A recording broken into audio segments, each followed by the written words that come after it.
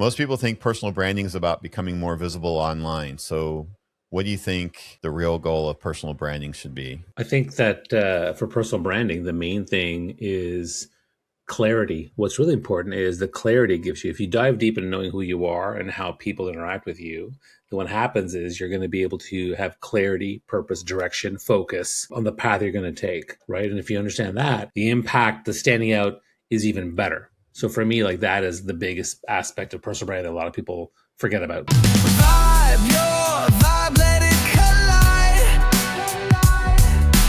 Find your tribe where truth can't hide. So vibe, your vibe.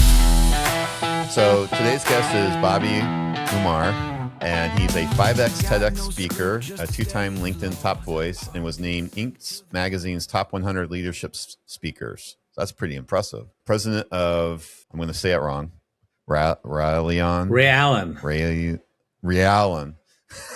There's a famous basketball player named Ray Allen, so that's kind of how I like to explain. Oh, Ray. Oh, and you said it together. Now that you said Ray Allen, it clicked. I gotcha. CEO of Discover Your Personal Brand and founder of Thought Leadership Branding Club. It's a business growth community helping entrepreneurs turn visibility into authority, relationships, and revenue. So today we're just going to chat about all of that. And you weren't always a speaking kind of person or coach, were you? No. This is somewhat, I'm not going to say new because you've been doing it quite some time now. Yeah. So but prior to that, because I remember we connected on LinkedIn. What I like to say is COVID. that, I had 4 careers. So I had a career in 4 engineering, brand marketing, teaching, and performing arts. Those are 4 careers I had. But then about 20 years ago, I launched my speaking career. So speaking was the main thing I did. And then after I started doing that, eventually I got my first TEDx talk. I've done 5 TEDx talks and I've rejected 4 other TEDx talks. But when I got the first one, I started to really get more high level, more high profile, and I started traveling around the world, which was great. But one of the things I started realizing is that, I'm not a speaker, and people are like, they're like, Bobby, write a book. Okay. So I wrote a book. But what I realized is that you're not a speaker. I'm an expert in topics, and then that manifests in speaking and coaching and books and whatever, and content, whatever. So I started focusing more on my expertise, which was at the time networking, soft skill leadership, eventually transitioned into personal branding.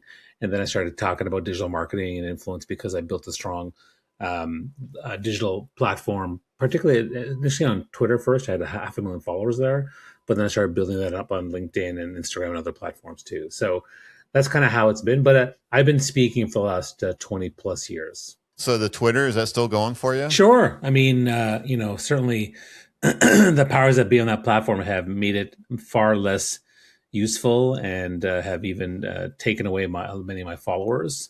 But for the most part, no, it's still very effective because I've done a good job of curating it, right? A lot of people are like, oh, it's toxic, it's troll-like. And well, it is if you did it poorly, but if you know how to nurture the right audience on any platform, you can create something that's really, really valid and useful. I didn't get a current number. Where are you at on LinkedIn? LinkedIn, I think I'm at 56,000 followers. Yeah, and the thing that's crazy about LinkedIn, I've noticed some of the people I was connected with that are like in the 1 million plus followers, their engagement has really dropped recently. How has your engagement been? Did you notice a change in the algorithm? Are you constantly having to rework how you're doing LinkedIn to keep the engagement up? Yeah, look, as somebody who's been a social media guy for a long time across many platforms, being mindful of the waves of algorithms and how they work and change and shift, the advent of AI slop, you have to understand how to slop. Yeah, yes. You have to understand how it all works and how to navigate it. Now, at the same time, there's a certain point in which it's good to know the ways. There's a certain point where you're like, you want to move on to something else or you don't care so much. So yes, my engagement stuff has, it always goes down every time something new happens.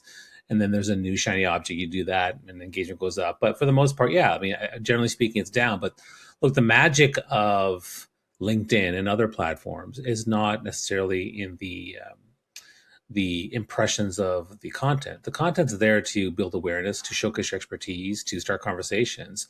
But the real magic happens in the DMs and the conversations. So DMing people, getting on calls, that's kind of doing live streams or podcasts. That's kind of where the magic is, and the communities. That's where the magic is for the most part. So even when my content, I've had pieces like in the last last month or two. Just absolute terrible. Like, wow, okay. I thought they wanted videos, and then I have a video post like, 2 people like it. It's like, what's going on? Whereas back in the old days, hundreds of people, right? So, but it keeps changing. But you have to learn how to adjust it. But at a certain point, like putting the content out there is still important to me. But starting the conversations is even far more important. Yeah, I have to agree with you 100%. I have clients and I tell them, I go, you just have to prove to the world that you have a pulse. So you want to keep posting. You don't want to just stop, even if it only gets 1 or 2 likes. Yeah. It doesn't really matter. It's for those client, or for those conversations. So you have a conversation. Somebody goes, well, let me go look up Bobby, see what he's got going on. I don't think people really care that much anymore if it has 2 likes or 2,000. Right. I think they just want to see that you're active. Yeah, I don't think people that you're still doing exactly. things. I mean, it's that triangle, right? There's your profile, which if you look at your profile, they'll check out your content and maybe message you, or you message them, they check out your profile and they check out your content, or content, they like the content, they check out your profile, then maybe they message you. So like for the most part, if they go to your profile, I like that. Yeah, I mean, they all kind of go together, right? So like wherever the touch point is, they're going to look at the other things potentially, and if you don't have it there, so they go to your profile and they see you posting some stuff. If you say, hey, here's Bobby talking about AI and Claude, here's Bobby talking about keynote speaking and vulnerable storytelling. Oh, he seems interesting. Yeah, they're not diving into, oh, well, this one only has 2 likes, and I guess he's not an important person.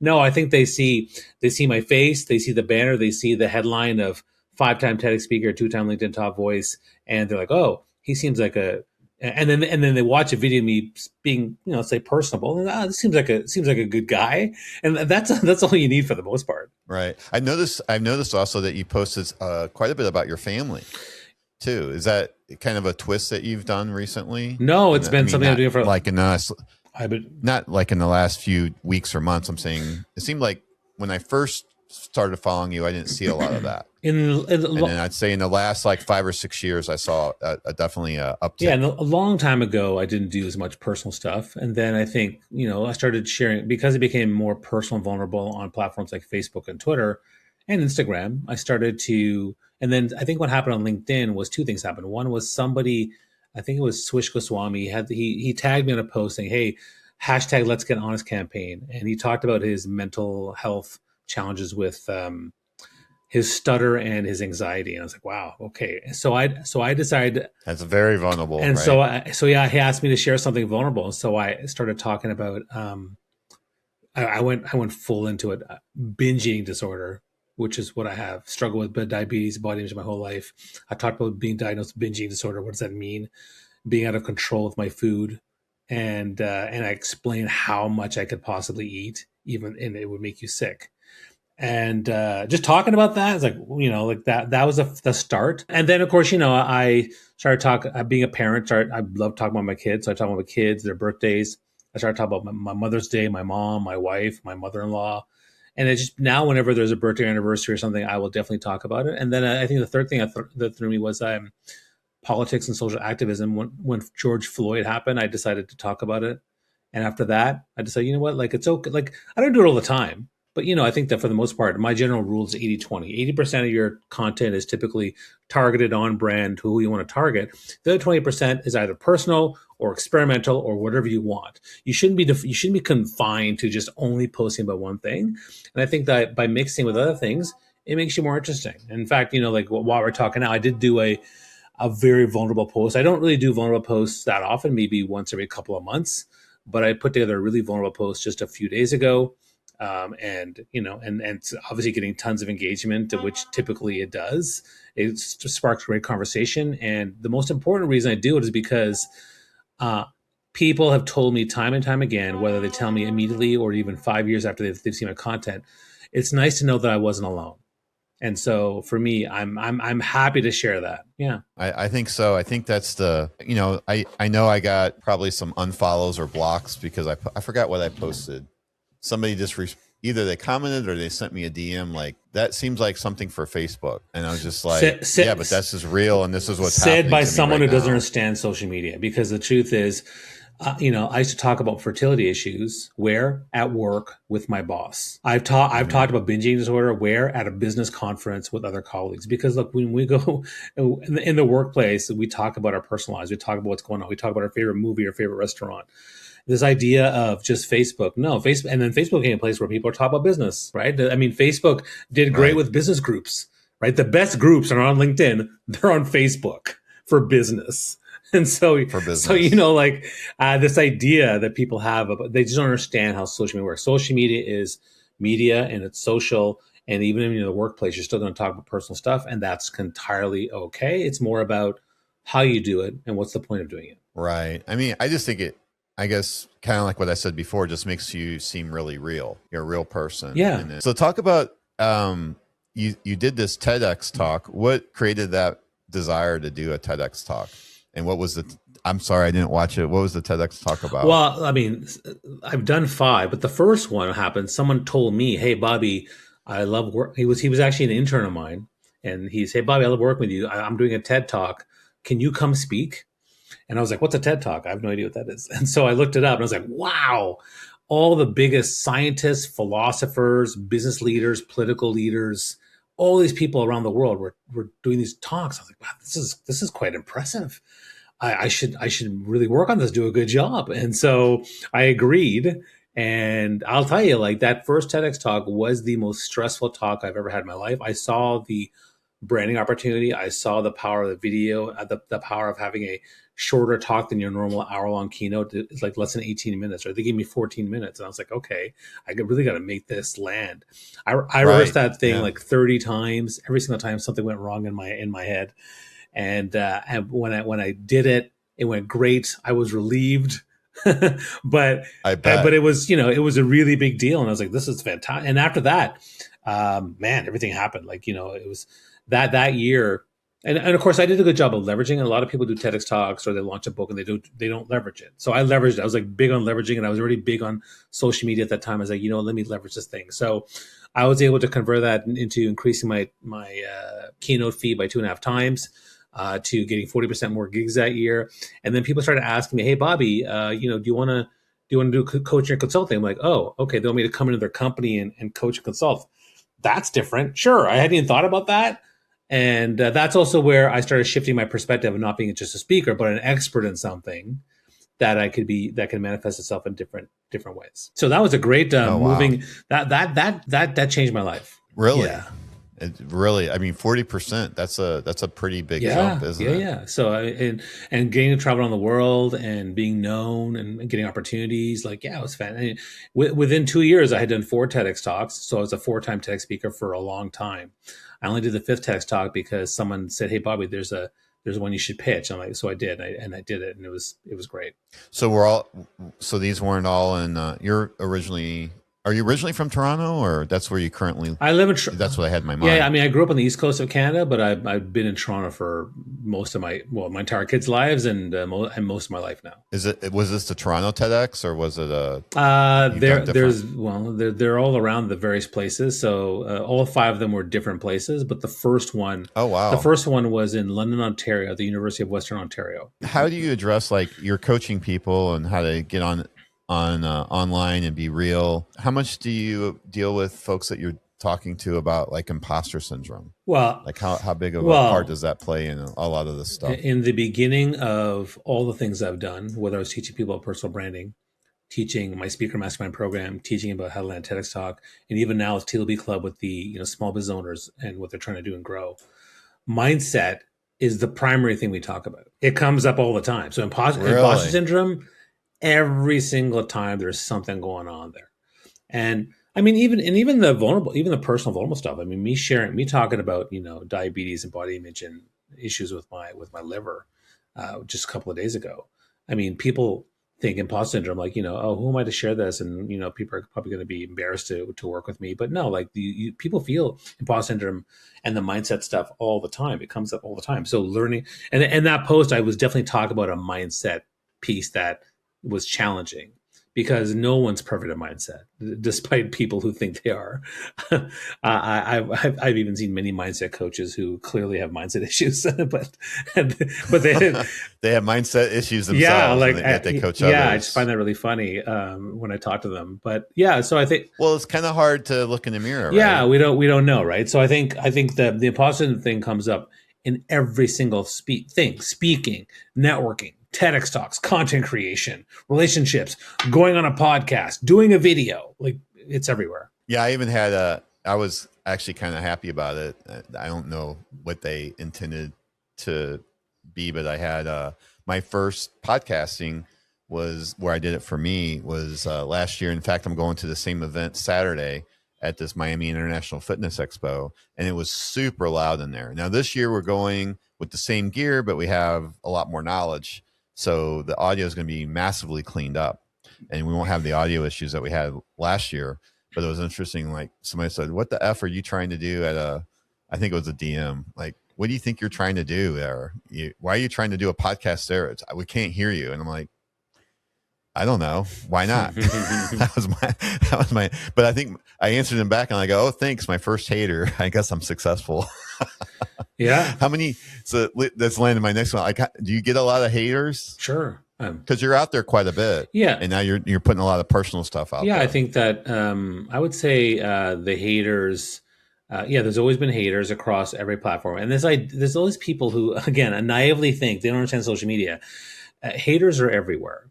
They just are. They started off on websites, and then they were prolific on Twitter, and then they say, "Oh, Twitter is a cesspool." But Facebook, Instagram, and LinkedIn have haters, and I've dealt with haters on those platforms.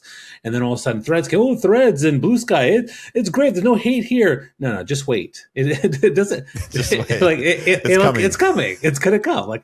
And so now I have haters on those platforms too. But I think it definitely it was really bad. It really got bad in 2015, 2016. For a variety of reasons you probably understand politically, but people started doubling down on just lying and saying whatever you want and being very, very I don't know, disingenuous, untruthful, and and being just say whatever you want without consequence, and so that started a lot in 2016.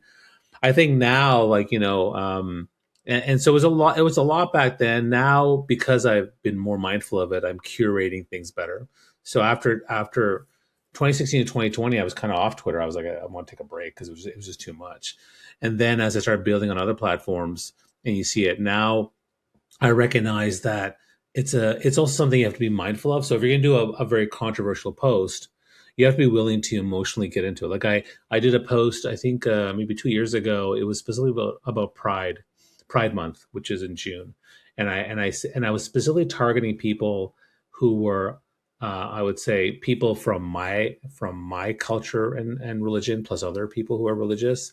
And I talked about values of love and forgiveness, but I also talked about how we need to support every one of us who are marginalized. And I got a lot of hate from religious folks, and on LinkedIn, mind you. And the DMs or public comments.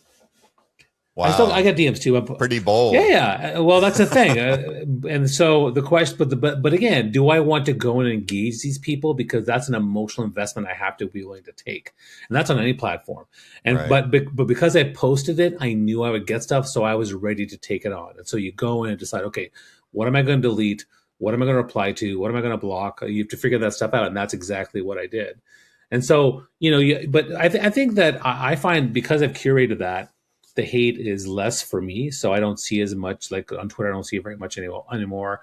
I find the biggest hate, or so the biggest trolling, is the ones who go into DMs. I'm a big believer that as soon as if you go into a DM unsolicited, that's cyberbullying. That's trolling, because you don't want to be public. You want to go after that person, say whatever the hell you want, and they're going to feel trapped in terms of how to respond or not respond or ignore. But it hurts more than when it's public. Public is because like, what foolish thing are you saying here? That's crazy.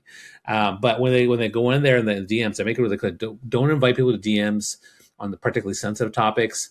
Don't ever give DM advice unsolicited. Like for me, that's how you become a bully or troll. And this even happens among colleagues and friends. And there have been colleagues on LinkedIn and friends on Facebook who have done that. And I think it's harmful to everybody. Right. But it's less now. I think for me, there are people who are definitely trolling more. I agree. But for me personally, it's actually less, because I've done a good job of curating it, and I've learned better how to respond. Can you explain more about curating? What does that mean for you? You curate your audience, right? So you curate your audience in terms of who you follow, who you engage, who the algorithm will show you. Right. And then also you also curate your audience in terms of how you respond to things and how you don't respond to things, because I had a guest. helps. Yeah, I had a guest the other day, and somebody was talking about like all the crap on social media. Yeah.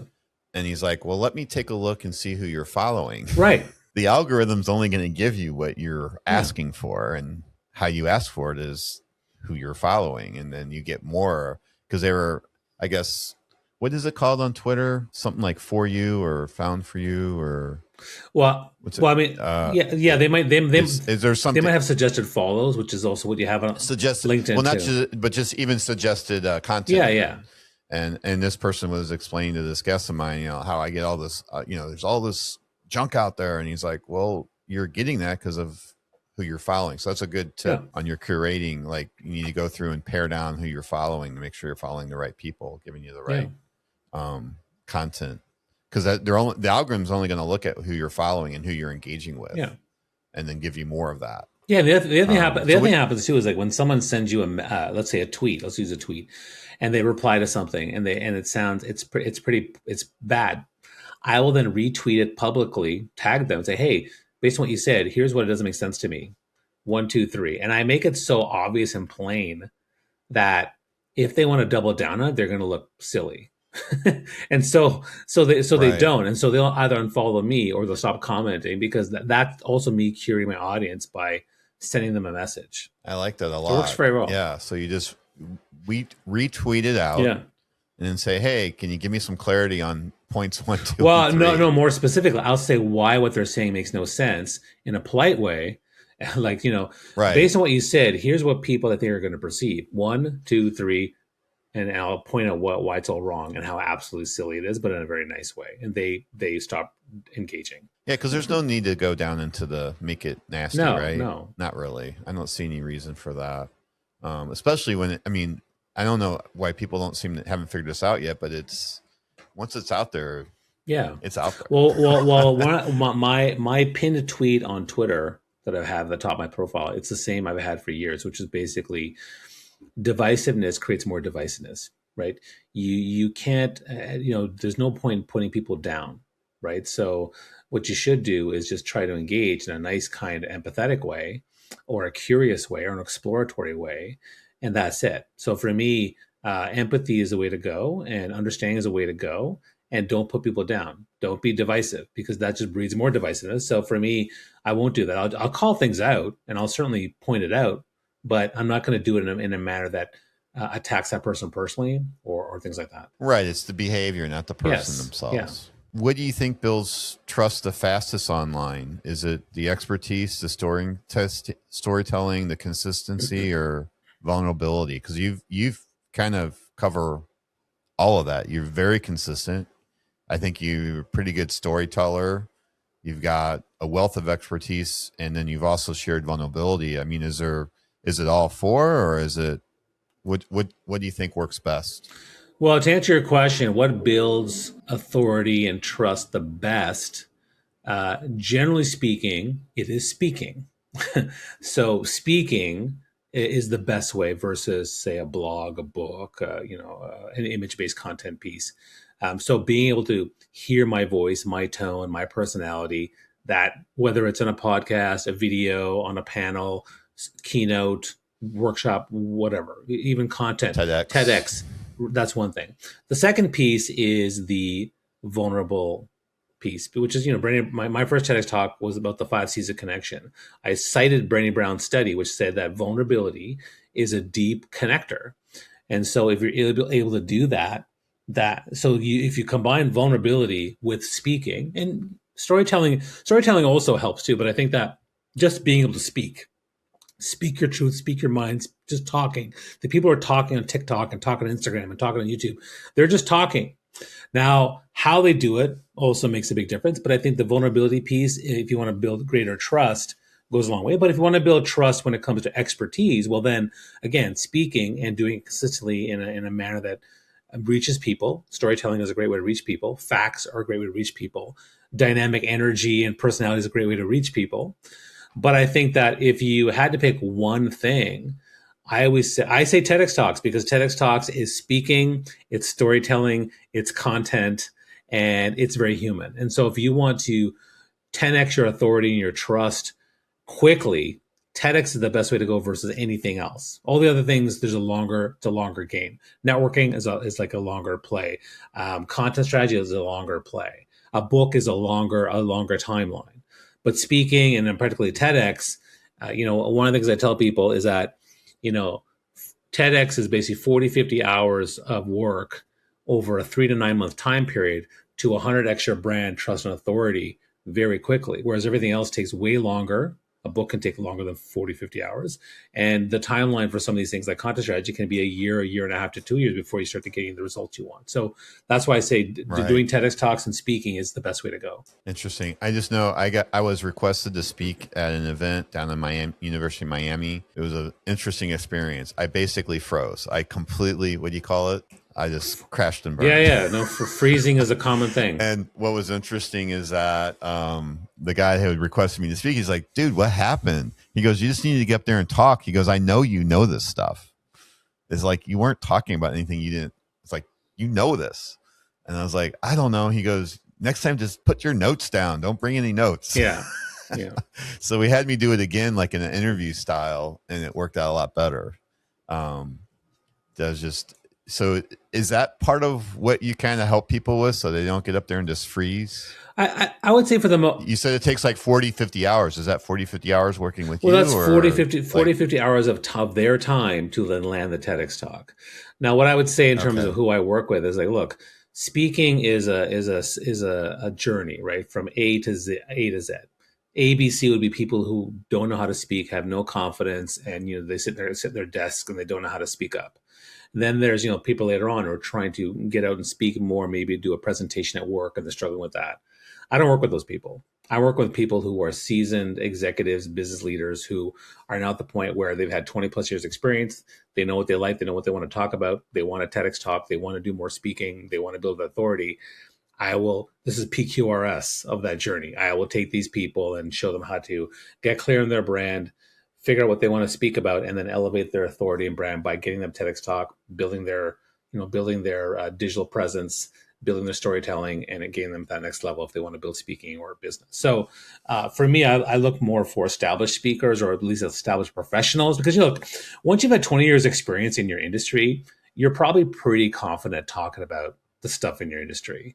It's not like you don't need a speaker coach unless you're extremely awkward or something like that. But that's rare. So I'm not really working with those folks. Although, most of my stuff will teach them how to do those things.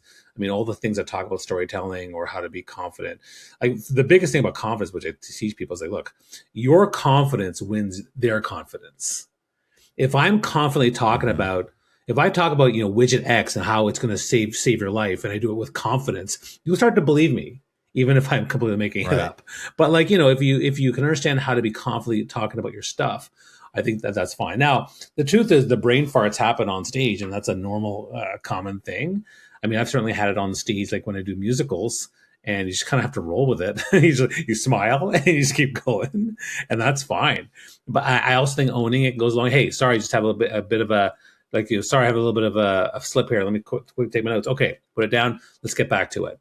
And that's fine. Yeah, I remember, who's the guy that wrote the book? He was like a television announcer. And he talks about he has a video that he does where he's trying to bounce the ball like Tiger Woods and then hit it. And he eventually learns how to do it. And he says there's like myelin sheath, and he has to build that myelin sheath. And I don't know, he froze on national TV live. Wow. Yeah.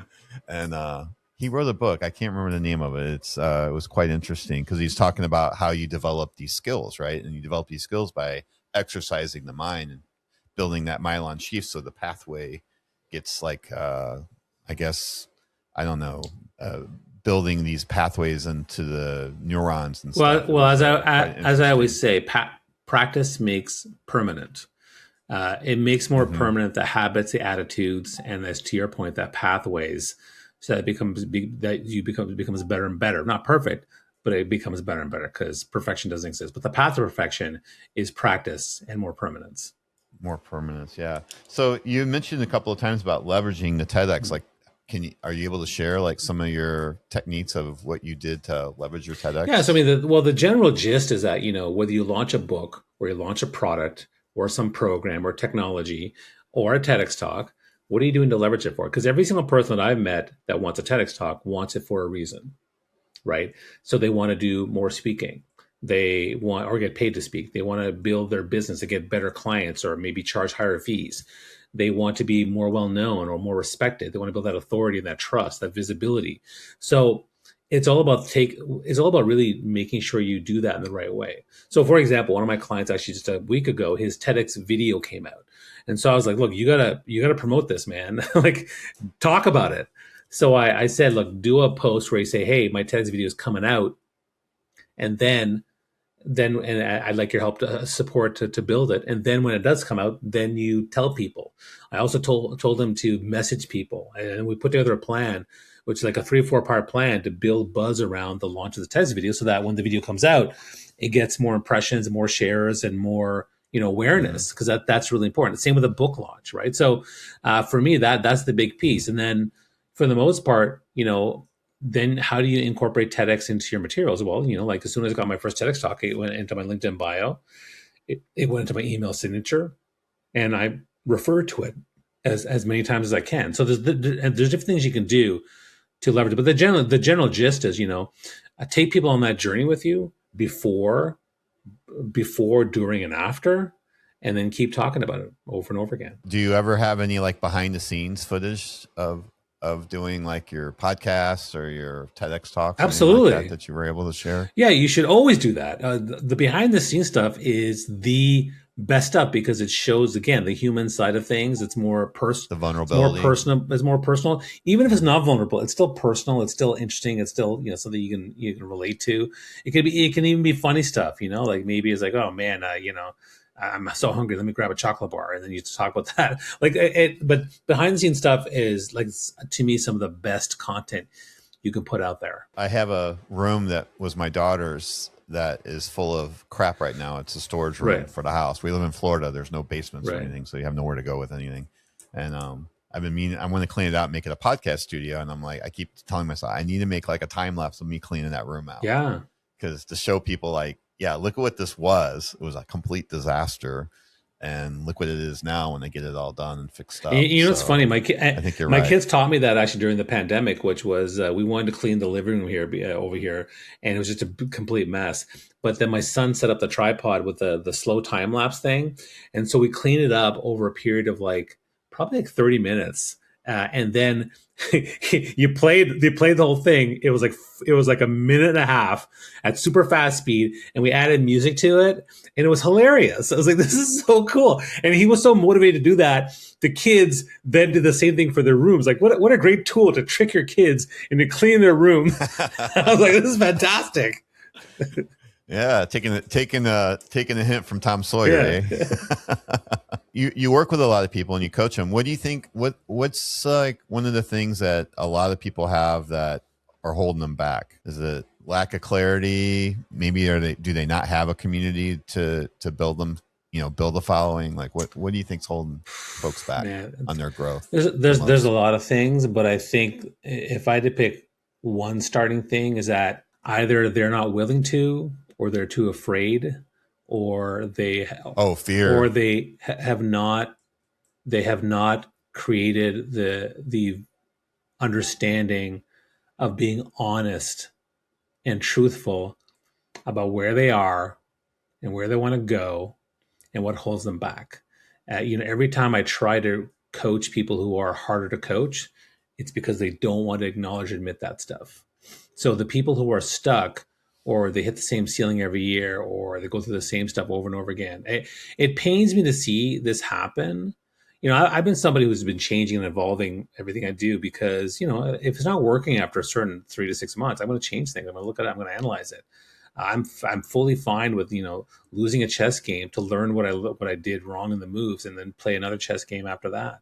But a lot of people, they don't even want to get even started on that, because the starting point is really doing a deep dive into the mindset piece, and most people don't want to do that, so they're too afraid. And so I'll say, hey, come on a call. They don't come on the call. I'll say, you know what, here's the path for you. Let's move forward, and let's catch up next week.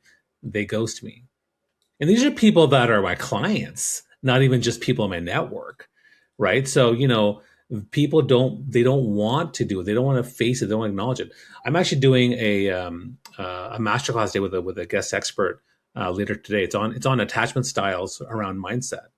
And I'm inviting people to come by and see what kind of attachment styles that we had that get us stuck in those same routines over and over again, whatever it is, small or big. Will people show up? Maybe 2 or 3 will trickle in. But the 100 that saw that post and may be interested, they're too afraid to do it. So I think that, What do you mean by attachment style? What does that mean?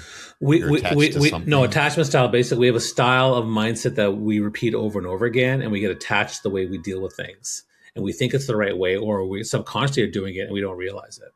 So, for example, one of my saboteur mindsets is I'm a people pleaser. Right. So I'm because I like people so much, I don't want to upset them. So I avoid those topics. And I have tools to go do to manage that. But sometimes they're not effective. Just like, for example, me doing maybe self-deprecating humor, or, oh, you know what? Whatever. But then I keep doing that. And then next thing you know, that thing isn't done for 6 months. That's I have an attachment style to that mindset thing that I'm doing that I'm not really fixing. So that's what I'm talking about. That's quite interesting. That's this afternoon. Yeah, and that's a fascinating topic. And I think that I see people all the time in my network. I mean, now that I've been doing this more deeper dive coaching and deeper dive mindset stuff for the last at least 5+ years, I can go to anybody if they're willing to, my friends, my couple friends, my entrepreneur friends. If you really want to know what I think of what's holding you back, if you give me 1 hour, I'll tell you everything with tough love, but with love. And you can like I've had this before where I've had friends visit me with one-on-ones. I've had, a friend of mine crying and bawling for an hour, and I gave her what I thought she should do, but did she do it? No. But I'm willing to do that for folks, but people are, really, they're too, they're the mindset piece and the vulnerability piece, the fear piece, the doubt piece, those things just get in the way of everybody. Yeah, I think even some people are even fearful of even being successful. Would you not agree? I think I've struggled with that myself. I mean, I've literally seen people personally in my network who I was close to, and then they find success, and next thing you know, I'm no longer someone they'll respond to. I don't want to become an a-hole if I become successful. So I've often thought that maybe that's something that is in my head about becoming super wealthy or super famous, whatever it might be. So I think there's that fear of success definitely is something that's pretty powerful. I was just having a conversation with one of my clients, and we were saying that it tends to magnify the underlying personalities, good or bad. Yeah, maybe. I mean, there are people, it's if you're grounded in your values. I mean, look, most people aren't aware of their values, haven't done the deep dive personal brand work, so they don't know themselves. So when they do have that success, maybe they don't have control of it. But if you are clear on your values and what's important to you before you have the success, and you're more grounded, then I think you have a better chance of, not getting warped by it. So you have a couple of clubs or online networking groups. Can you talk about that? Yeah. So, I mean, for the most part, I do keynote speaking and workshops and virtual training for companies and offsites and things like that, teams and whatnot. Now, when I do that, there's people there that want to get access to me and my coaching. So I invite them to come to my membership community. Similarly, I also run high-level coaching programs, and some people can't afford that. They still want access to me. So then I say, go to the foundational level. So my primary community is TEDx Mastery, which is basically teaching people how to land a TEDx talk, how to leverage it for your brand, your authority, your trust, speaking, business, whatever you want to do with it. And so that's my high-level coaching program. That's one community that I run. The second community is TLB Club. And TLB Club is a membership community for small business owners, entrepreneurial people are trying to do more leadership development, and they're trying to get better at lots of things, but they don't have the resources. They want coaching, they want support. They don't know who to ask questions. They want to get better at monetizing their content because most people don't do that very well. They want to get better at sales because most people don't do that very well. And so they get access to me and other people in our community and other in-house experts, once a week for calls and master classes and LinkedIn and tech clinics. We talk about AI. We talk about lots of things. And again, same as everything in both those communities that I run. And I'm part of other communities too. Like I'm part of another community there's like 700 people there, but the number of people that actually show up to do stuff is 50 to 100. In my community, same thing. Even though I have smaller numbers in my communities, the number of people that actually show up to stuff and do stuff is far less. It kind of blows my mind, actually. Like people have paid at the top high level and they still don't do the work. They still don't show up. And so it's a fascinating concept, but I definitely, I'm happy to serve the clients the best I can. And the ones who show up, I do the best I can to serve them. And the ones that don't, I keep saying, hey, come by anytime. But I find it really fascinating. I thought I was the type of guy that, you buy a gym membership and then you don't go. But this happens at every single level of corporate and business. It's actually quite surprising. I was going to say this, the gym membership thing. People want is it that they want the quick fix and they're not willing to do the work, or? I don't know. I don't. I mean, look, if people have disposable income at a super high level, I'll buy the gym membership. You go for me so that I can lose my weight and get strength. No, I think people invest and feel good about having access to something. I mean, I've invested in programs where I had access to something, but did I use it back in the early days? No, I didn't. Now, when I have access, I am in there asking tons of questions because I know what I want. So it really depends. Oh, so it could be a lack of clarity, maybe. Back to what you're talking about, mindset, having a lack of clarity, not really sure what you want. Well, if you don't have clarity, then sometimes you don't know what questions to ask. But I also do think that we sign up for lots of things and do nothing with them. I also think that we have too many things going on. If you have a broad range of things going on and a broad range of issues, you're not going to move on any of them. Like that's one of the biggest struggles with the world, with business, politics, personal relationships, family. We have 10, 20, 30, 50 things we want to do that are in our head. But when you think of all of them at the same time, it's impossible to move forward on one. So, if I have to think of let's go back to the bedroom thing that you talked about, right? That's just one of many things that are in your head. So it's hard to move forward on. Now, right. If you decide we're doing this one thing over the weekend, then it'll probably happen. So for me, I've one of my coaching programs talked about the power of focus, and there's a book called The One Thing, and the philosophy is what's the one thing you're trying to do and how to do it. And that has been transformative for me. Like now it's very good. When I think about the one thing for my day or my month or my year or my weekend, it definitely allows me to get stuff done. Just last weekend, we were in our bedroom. My wife and I were trying to go through some old boxes and clean up our bedroom. And I said, well, you know what? That box with all that, those 2 boxes of all that stuff from years ago, I'm going to clear that out. And I took the box down. And, my wife eventually gave up on what she was doing. And I was like, I got to get this done. Maybe that's part of my ADHD hyperfocus, but I was like, I got to get this done, man. And over the period of and I didn't do it all at once. I took some breaks, whatever I came, but the box was on the bed and I had to deal with it. But within 3 hours, it was gone. Both boxes gone. And wow. I'm really big on the one thing now. Yeah. Cause I'm actually quite motivated to get that done.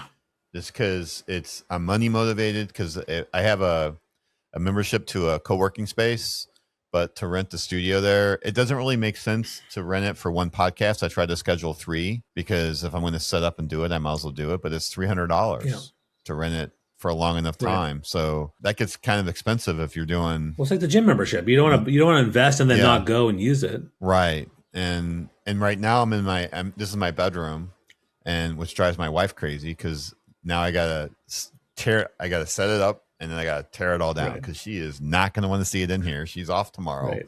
So, if I've done that before where I've left it up there because I've had back-to-back podcasts. Right. And so I'm super motivated to get that done. We'll see how fast I get it done because it'd be nice just to have it set up and then I don't have to worry about it. Yeah, absolutely. I don't have to tear it back down. It's just so much extra work to set it up and tear it down, set it up, tear down. Yeah, you're right. There's just need to focus and do that one thing this weekend instead of all the other things that I probably have also planned. Yeah. It's hard. It's hard. And I think that going from one thing to another one thing to another one thing, I love that because I typically was a multitasker and I still am. Like I haven't gotten rid of it, but figuring out what's that one thing I want Can to. you really multitask though? Is it really possible?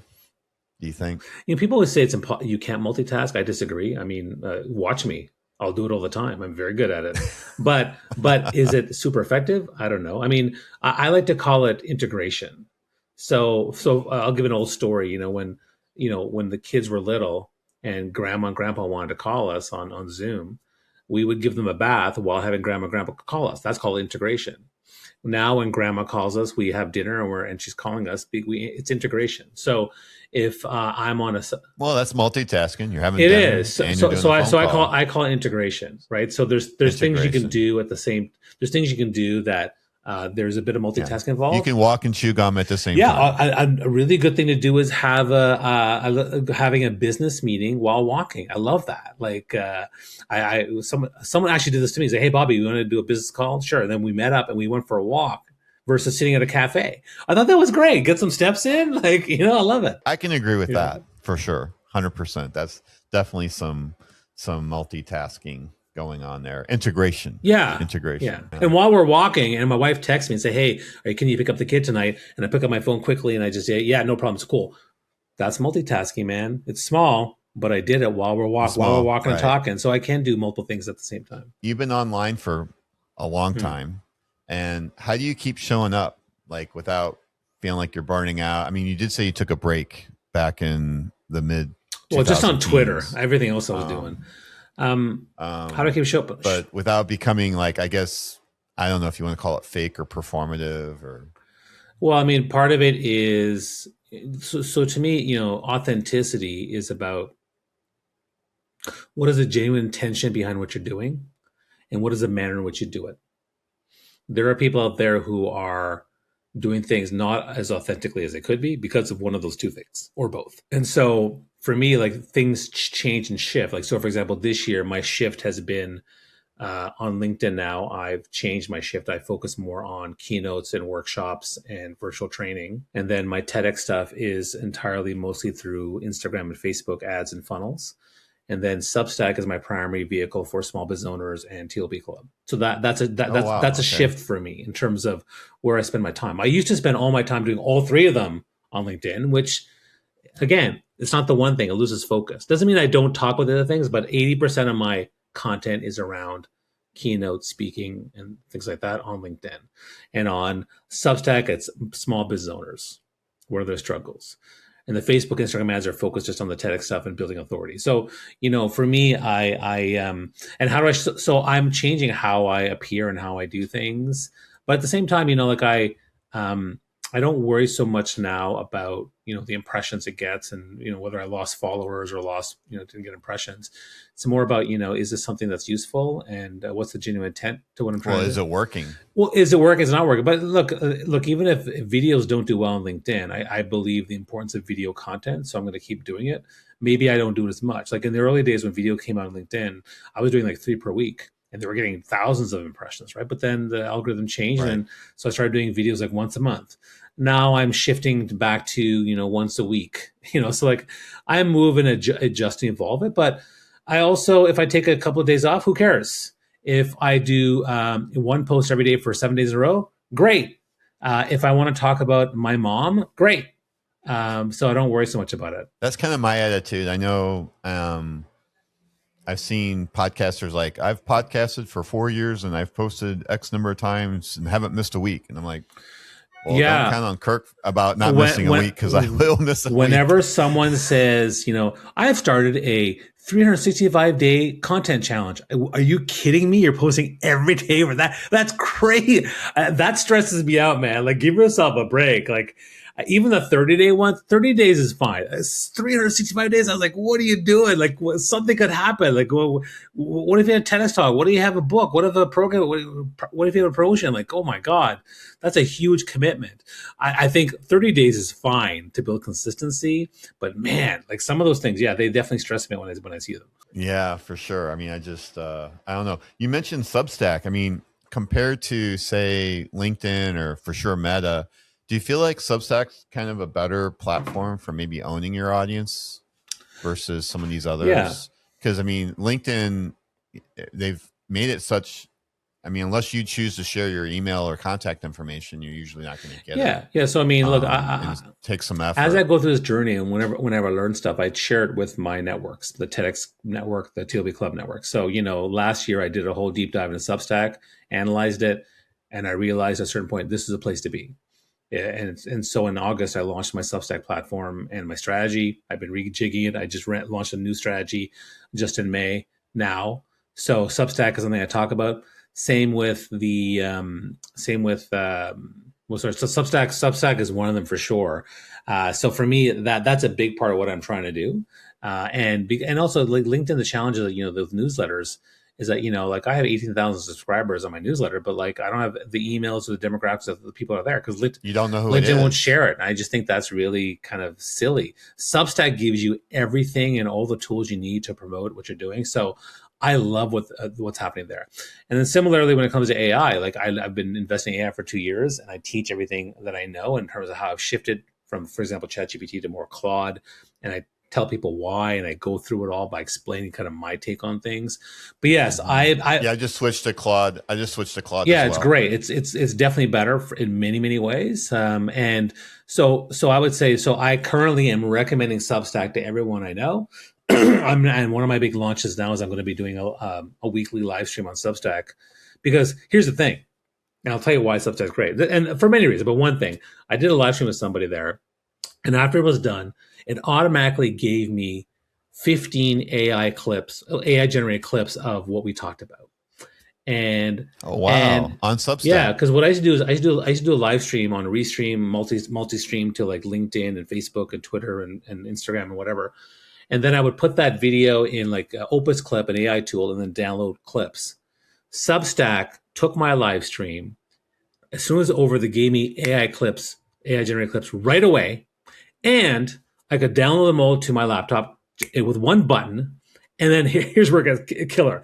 With one button, I was able to take all 15 of those clips and put them on my YouTube channel as 15 different shorts with the proper titles. You know how much time that saved me? That blew my mind. That's incredible. No other platform does that. I guess I'm going to start doing Substack. I just created an account recently, but I'm not really using like Restream, for example, they'll say, "Oh, you can download some clips we generate for a modest fee." Substack gives you everything for free. That is amazing. Wow. Yeah, because we're using Descript for that. Yeah. And I've used all the tools too for all my videos, all my live streams, everything. But now, because Substack's doing this, to me, I can still multi-stream, still use Substack, then get the videos, and that's fantastic to me. One of the things I'm looking for, it seems like, and I'm guessing Substack's using the transcription of the audio to do that. Do you know of AI that's using the actual video, that's able to analyze the video and the best clips for video, like if there was no audio? Well, that's what Opus Clip does, right? Opus Clip will take the video and then, but it'll generate posts. That's what I was using before. I would take my live stream, for example, for an hour, and then it would But is it analyzing the video part or the audio part? It's doing both. Because I know the script is doing both. Yeah. Like if you loaded a video up that had no audio, it would be able to pick the best parts. Oh, that's interesting. So there's no audio. What? No, but someone's speaking though. You mean you can't hear them, or no speaking? Oh, that I don't. I got another use case. This is who's doing a video with that you can't hear, like. Well, it's we're going to have some audio, but it's going to be more ASMR. And so what it is for a shoe cobbler. Okay. And so there's no talking. It's just that I don't know about. Repairing a shoe. That I don't know about. I'm sure there is one out there, but I mean, most people don't do that kind of videos, so not sure. Yeah, he managed to do one video of them tearing off a sole from a Air Jordan, and it generated 3 million plus views. Wow. So he's like wanting to duplicate that. Right. So, but trying to find that video of a shoe repair, like what do you do? Mm-hmm. How do you find it? I'm just curious about your TEDx experience. Like you've done 5. Yeah. Is there one that like stands out from the rest of those? Stands out from the rest of those? That's a tough question. I mean, I think the first one's always your baby, right? So I think I still have fondness for the first one, which was about how to create deep, authentic connection with people. And I talked about the 5 C's of connection, and I thought that was really a cool topic. But then, the 5th one was about I talked about 20-second hugs, which was kind of an interesting take. Oh, really? Because I was, my advice to the audience was like, when do you hug someone for 20 seconds? Like, people talk about 3 seconds or 6 second hugs. When do you hug someone for 20 seconds? And they're not your kids or family members, and they're not your intimate partners. When does that happen? And they had to think about it. It happens. They had to think about it, and it's like, well, it's tragedy. Oh, okay. And then I talked about, maybe. Well, I mean, the common way to when you would hug someone that you don't know that, well, they're not your intimate partner, they're not your kids or your family members. 20 seconds or longer, that's a long hug. It's usually during crisis or tragedy because people need some sort of support. And so, and the number of people I've done that with, I can count on my fingers because it's so rare. And so I talked about that, and that TEDx talk was great because that one actually got featured by TED.com, which was great for my brand. So that's that one I also like. I even did a whole demonstration of different hug types, which was kind of fun. So that was a fun one. But in fact, so the first one and the fifth one would be great, and then I have another one that in my back pocket that I really want to do someday. But I'm not rushing to do it. Maybe when I'm much older. Okay. Yeah. Can I tell you about my 20-second hug story? Go for it. So it was a major road trip for me. Took my son out to New Mexico, caught the train, came to St. Louis, bought a motorcycle, and I'm driving home on a motorcycle. And I'm like pulling in this filling station like 2 a.m. in the morning, trying to get to Florida. And this guy's like, "You want a coffee? I'll buy you a coffee." Or actually wanted to buy me a beer. And I'm like, "Dude, it's 2 a.m. in the morning and I'm on a motorcycle. I don't think I need a beer." So he still bought me a coffee, and we got to talking, and he broke down in front of me. He was having a crisis, and I'm like, "Here, you look like you need a hug. You need a hug?" He's like, "Yeah." So I gave him a hug, and he tried to like break away for a second. I go, "No, you need a longer hug than that." Yeah. So I think I counted to 20 or 30 seconds. 20 seconds is a long time. Like I said, it really, like in that moment, and it's really long. That's what I mean. That's what I mean by crisis, tragedy. Huge emotional upheaval. I still don't know what he was going through, but he obviously was going through something. That's what they need. Absolutely. And my wife's like, "You just hug this guy, this complete stranger?" And I'm like, "Yeah, he kind of needed it." Yeah. He's like, "You're the only person I know that would do that." Well, I know too now. Yeah. You would have done that too, right? Absolutely. When people need it, yeah, man. Yeah, it's just amazing. I mean, doesn't it what is it? I'm sure you covered this in your talks. So everybody, you need to watch this talk. It takes so many seconds to have like the chemical reaction or something. Isn't there a chemical reaction that happens? Yeah, there is. There's that. So I went through the science of it too and mentioned the different aspects. I mean, there's a very common thing called with orphans and people who are widowed. It's called skin starvation because they don't have anyone touching them. And so they need that touch. That's why a lot of orphans like to be held for a long period of time, and because they're missing that physical touch. And there is science around that for sure. Do they suffer from that in adulthood? Does that like say they get adopted and now they have a very loving family when they're like say 10 years old or something? Yeah, so it absolutely impacts first 10 years of all that starvation, and then they have a very loving, touching family. Do they still have that starvation, or do you break free of that? Well, I think every single thing, like if they had 10 years of not having. That's a long time. Those first years are very formative. So right? Having a family for another 10 years, and that's great, but you're still going to have those just doesn't make up for it. It helps.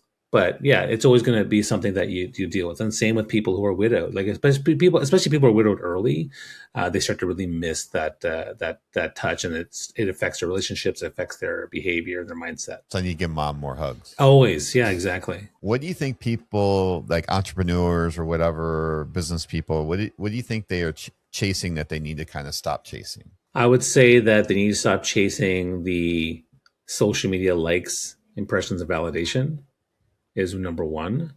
Number two, I think they need to stop chasing the $1 million dream type thing that they have. Because look, there are people who make $70,000 a year who are super happy, and there are people who are making $10 million a year and are super miserable. And so you have to find a way to be happy and grounded no matter where you are in your life. And so yes, we all want to grow our business. We all want to get to that level, but if you get to that level, but then you're still unhappy with things or whatever, you're not going to be satisfied. So I think chasing that likes and social media validation, which I think is going to be a huge problem for a lot of people, especially younger people as they grow up. And then I think and then chasing that whole, that money thing To like, not that I'm saying it's bad, but to a certain extent, it gets to be a bit too much. And you start to lose sight of what's really, really important. I guess what I'm reading from that, what my response would be is that you're chasing it so hard, you're not actually enjoying the moment. Yeah. You're in this chase, and that's your moment, yet life around you is still happening and you're missing. Yeah, I mean, it's the same people who are stuck in corporate. Like, it's not fun anymore. Like, they're just, like, I remember talking to a guy who was in corporate, and he said the reason he decided to finally leave, which it's hard for people to leave corporate life and to have more autonomy and freedom with being an entrepreneur like I do. But he said he was in a meeting for 3 hours, and they talked about 15 cents to the dollar on margins with Walmart and Costco, and I was like. He was like, "Is this my life? I spent 3 hours doing this." I'm like, "Yeah, man, I feel you. You should leave." And he did. He eventually left and opened up a coffee shop, and that's great. Now he's much happier. So I think that chase of that, the status, the money, all that kind of stuff, it's a chase that unless you're happy with the things that really matter to you, and again, you have to be willing to be honest and do a deep dive of what those things are. You're gonna, no matter where you go, you're not gonna be as fulfilled. Right. Yeah. Well, that's kind of the end of my note cards. Okay. You have anything to cover that I didn't cover already? No. I mean, I wasn't even sure how long you wanted to go. So, I mean, this has been. Well, we just kind of go. I don't know how long Julie booked us for. So I'll just kind of get into my my little ad card here. So if you're actually listening to the full podcast, so you just got here and you're watching clips, here's the deal. And we'll get Bobby's take on this. Send a postcard or letter to the show, write your name and where you're listening from, and we'll send you a free bar of Maya soap. So you mail it to Vibe Your Vibe, 6586 Hypoluxo Road, number 101, Lake Worth, Florida, 33467. Supplies are limited. And I'm making it very sticky. I know there's a lot of friction there. You got to actually get a card, put a stamp on it, mail it. But the soap's $16 a bar, and I got to pay postage. So I'm making it sticky on purpose. And if I may, can I add something here, or no? You finish your thing. Sure, go ahead. No, go ahead. So for all the Gen Z and Gen Alpha people, what a stamp is that you take any sort of piece of paper, and you can basically have it sent to somebody by this thing called snail mail. Now, if you want to make this happen for yourself, what you do, the easiest thing for you, I don't want to make it too complicated. Take whatever you got, go to your local post office, and ask them how to do it, and they'll do it for you. Yeah, just make sure you send your address. That's a tip for you. That's one to grow on. Yeah, that's a good one.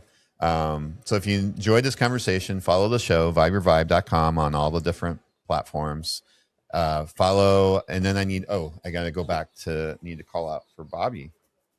So we got Bobby, LinkedIn at Bobby Umar, which is linkedin.com/n/Bobby Umar. We've got Discover Your Personal Brand, which is dypb.ca.